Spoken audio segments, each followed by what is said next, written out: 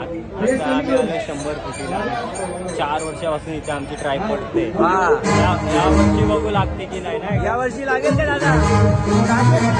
या वर्षी लागणार. या वर्षी लागणार म्हणजे लागणार. लागायलाच पाहिजे.